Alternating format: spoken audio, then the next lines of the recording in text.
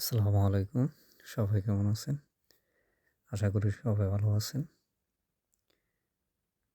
আজকের ভিডিওটা খুবই গুরুত্বপূর্ণ।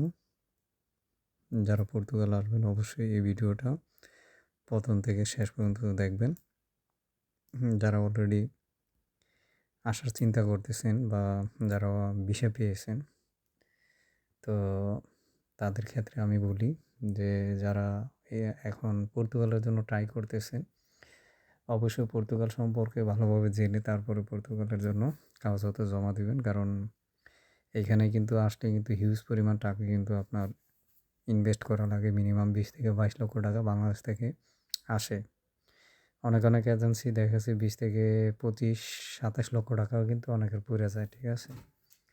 তো আপনারা যারা আসবেন অবশ্যই আসার আগে আপনারা এই দেশ সম্পর্কে, এই দেশে আসলে আপনি কী কাজ করতে পারবেন বা আপনার কোনো স্কিল আছে কি না, এই বিষয়ে আপনি যদি নিজে বুঝেন যে না আমার স্কিল আছে, আমি যে কাজ করতে পারবো, তাহলে আপনারা আসতে পারেন এই দেশে।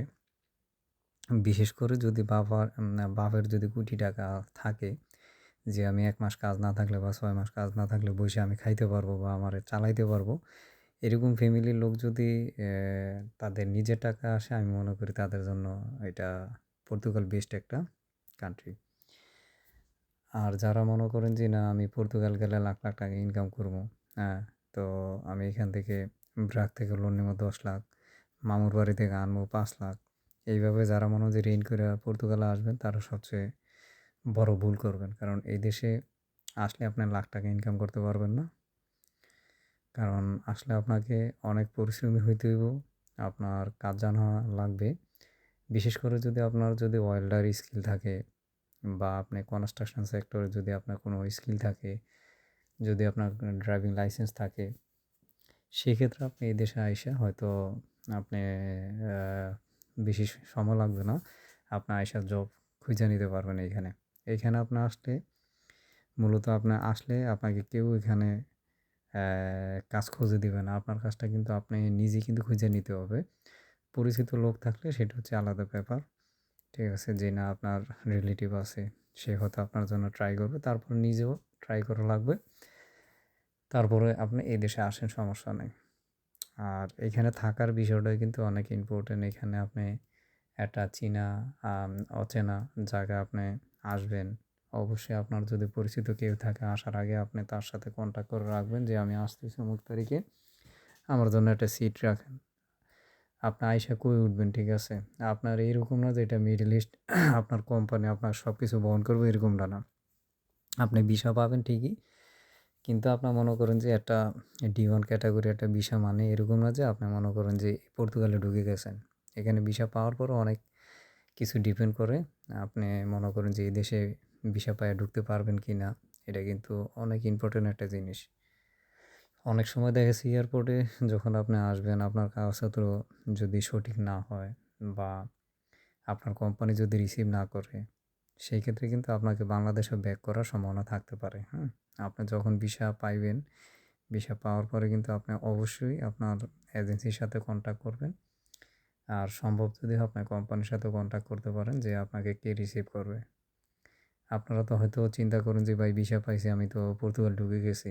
এত সহজ না, ঠিক আছে? এখন বর্তমানে পর্তুগালে ভিসা পাওয়ার পরেও কিন্তু অনেক সমস্যা হইয়া থাকে, যেখানে মনে করেন আপনি চাইলেও মনে করেন যে আপনি ঢুকতে পারবেন না। এখানে ইমিগ্রেশন কিছু কোশ্চেন করে, যেমন আপনার রিকমেন্ডেশন কোথায়, আপনাকে কে রিসিভ করতে আসবে, আপনার কাজ কী, আপনি কোথায় যেয়ে উঠবেন, ঠিক আছে? বিভিন্ন ধরনের কোশ্চেন করে। যদি আপনি সঠিকভাবে যদি প্রশ্নের উত্তর না দিতে পারেন, তাহলে ব্যাড লাক, আপনাকে সোজা বাংলাদেশ পাঠাবে। এখানে কোনো এক্সকিউজ করবে না, ঠিক আছে?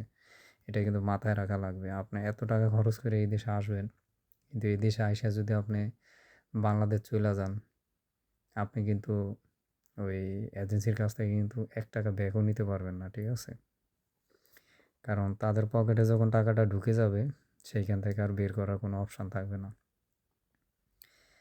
অনেকে নিউজে দেখছি যে বাংলাদেশ মানে এই দেশে পর্তুগালে নাকি ১০ বছরের পাসপোর্টের নিয়ম করার কারণে পর্তুগাল ছেড়ে নাকি অন্য দেশে অনেকে চলে গেছে। কিন্তু আমার দেখা মতে বা আমার জানা মতে কেউ যায় নাই। এটা হচ্ছে একটা ভুয়া নিউজ। আর এই দেশের আইন পরিবর্তনশীল। যে কোনো সময় পরিবর্তন হবে। সরকার যখন পরিবর্তন হবে তখন আইনও কিন্তু পরিবর্তন হবে, হ্যাঁ? এটা মনে হয় যে বাংলাদেশে বিএনপি, আওয়ামী লীগ এরকমেরই, ঠিক আছে? যে সরকার আসে ওই সরকারের আইন চলে। সরকার চেঞ্জ হলে কিন্তু আগের সরকারের আইন পরিবর্তন হয়ে যায়, ঠিক এরকম। তো আপনারা যারা আসবেন অবশ্যই মনে করেন যে পর্তুগালে আসার আগে 1000বার চিন্তা করে আসবেন, কারণ এখানে কিন্তু আপনি টিকে থাকাটা কিন্তু অনেক ডিফিকাল্ট হবে। এখানে স্ট্রাগল করতে হবে। আপনি যদি নিজে স্ট্রাগল করে যদি ইনকাম করতে পারেন বা আপনার পরিশ্রমই আপনাকে ফিউচারে ভালো কিছু করার একটা জায়গা তৈরি করে দেবে। এখানে মনে করেন আপনি যদি ভাষাটা শিখেন সেই ক্ষেত্রে আপনার ভালো একটা সুযোগ আছে যে আপনি কোনো পর্তুগিজ কোম্পানিতে ঢুকলে অন্তত বেসিক স্যালারিটা আপনি পাবেন। পর্তুগিজ গভর্নমেন্টের যে সুযোগ সুবিধাটা সেটাও আপনি কিন্তু পাবেন। এখানে কিন্তু সমস্যা নাই। তো যারা পর্তুগাল আসবেন অবশ্যই এই জিনিসগুলো দেখে শুনে আসবেন। কারণ পর্তুগাল ভিসা পাওয়া মানে এই দেশে চলে আসা এক কথা না, ঠিক আছে? এখানে আসাটা অনেক কঠিন। এখন অনেকে চিন্তা করেন যে আমি তাহলে স্পেনের টিকিট কেটে আসবো, সেটাও আসতে পারেন, তাও সমস্যা নেই। তবে ফার্স্ট টাইম আসাটা, পর্তুগাল দিয়ে আসাটাই সবচেয়ে বেস্ট অপশান হবে আমি মনে করি। এখানে এসে আপনি কমসে কম 2 মাস 3 মাসের চলার মতো টাকা পয়সা আপনি নিয়ে আসবেন। কারণ এখানে আসলে কিন্তু আপনার যদি কাজ না থাকে আপনার প্রতি মাসে খরচ আছে 450 থেকে 500 ইউরো। তো আপনি মনে করেন এত টাকা খরচ করে আসবেন, যদি মনে করেন আইসা যদি মনে করেন যে টাকা পয়সা না থাকে, এখানে কেউ আপনাকে দিবে না, ঠিক আছে? যদি আপনি পোল্যান্ড আসেন সেই ক্ষেত্রে পোল্যান্ডে কিন্তু সুযোগ সুবিধা আছে যে আপনি পোল্যান্ড থেকে কোম্পানি আন্ডারে মনে করেন যে থাকলে এখানে থাকা খাওয়ার কোনো ঝামেলা নেই। কিন্তু পর্তুগালে কিন্তু এরকম না। পর্তুগালে কিন্তু কোম্পানির আন্ডারে থাকে না, সব কিছু নিজের আন্ডারেই থাকে, যেটা ফ্রি ভিসায় যখন সৌদি যায় মানুষ, ঠিক এরকম সিচুয়েশন কিন্তু পর্তুগালেও।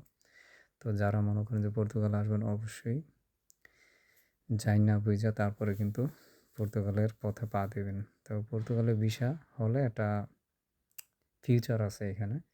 আপনি একটা সময় দেখা গেছে এখানে সেটেল হতে পারবেন, এতটুকু হয়তো শিওর আছে। তো যারা আসবেন অবশ্যই এই ভিডিওটা ভালো করে দেখবেন, বুঝবেন, তারপর আসবেন। না জাইনা না শুইনা যদি চলে আসেন সরাসরি পর্তুগালে, তাহলে আইসা কিন্তু বড় ধরনের বিপদে পড়বেন। যারাই ভিসা পাইছেন বা যারা আসবেন অবশ্যই মনে করেন এই ভিডিও থেকে অনেক কিছু জানার বোঝার আছে। আপনি বুঝা শুনেই কিন্তু এই দেশে আসা লাগবে, ঠিক আছে? আসার পরে কিন্তু ব্যাক করতে পারবেন না। ব্যাক করতে গেলে জীবন শেষ। তো ওসব চিন্তা ভাবনা করেই আসবেন। তো আজকের ভিডিওটা আর লম্বা করব না। ভিডিওটা আজকে এই পর্যন্তই। সবাই ভালো থাকবেন। আসসালামু আলাইকুম।